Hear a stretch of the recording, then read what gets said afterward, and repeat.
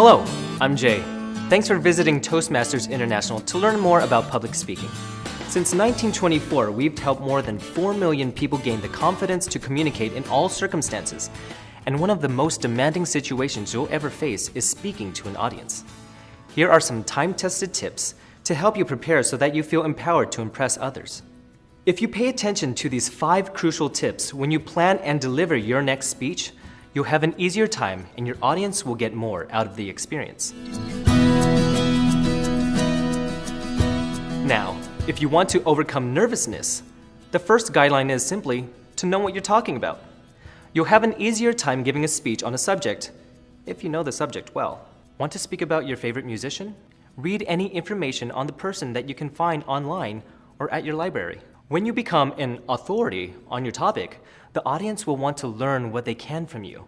And you won't have to struggle to keep your messages straight if you know the messages well. Once you've mastered your topic, the next step is to master your presentation. Make sure you rehearse the entire speech so that you will be comfortable presenting it. And practice any difficult parts repeatedly until they flow smoothly. Whether or not you memorize each word, you should make sure you know the order of your messages.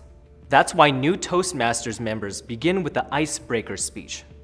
It's a chance to talk about the subject you know best, yourself. Then all you have to focus on is practicing how well you tell your story. Understand the importance of knowing who will be listening to you and where you will be when you give your presentation. Both the audience and location can create limitations that are important to understand. For example, if you are a researcher, you might speak about the math behind your work. Now, if you're addressing a group of college professors, you could use highly technical language to discuss a sophisticated research project. Would you do that if you were describing your work to a group of school children? For young kids, wouldn't it be better to talk about how people learn things through research? Knowing your audience means understanding and respecting their particular characteristics. Before you prepare your speech, their geography, politics, culture, and age, and other traits will define them as a group and will guide you in tailoring your presentation to fit their needs. Be sure to check out your location before you present. Will there be enough space on stage for everything you need? If you're planning to deliver a PowerPoint presentation, are you sure they'll have a screen? Or have you been placed in an outdoor amphitheater with too much sun for anyone to see the screen? What about audience size? Will a sound system be available if you need it? All these questions are important to answer before you take the stage.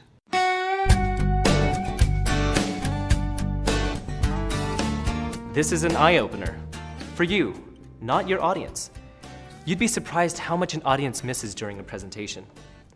If you make a minor mistake, such as skipping a portion of your speech or forgetting a few words, don't worry. Your audience most likely doesn't have a clue. Just keep going, and you'll find your way back on track with your next point. If you apologize, you call attention to the wrong part of your presentation, which takes away the important point you want to make.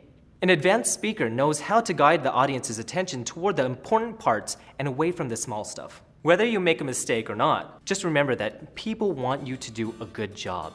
And because of that, they're rooting for you. It helps to remember this with the next tip.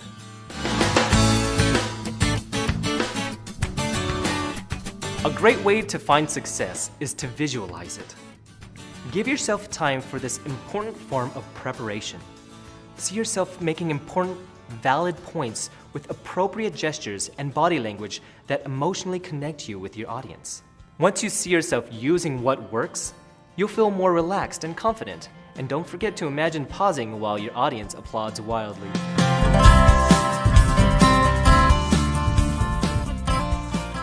Some beginning speakers let their nervousness win because they make the mistake of focusing entirely on themselves. When something goes wrong, for example, your reaction can cause your voice to shake.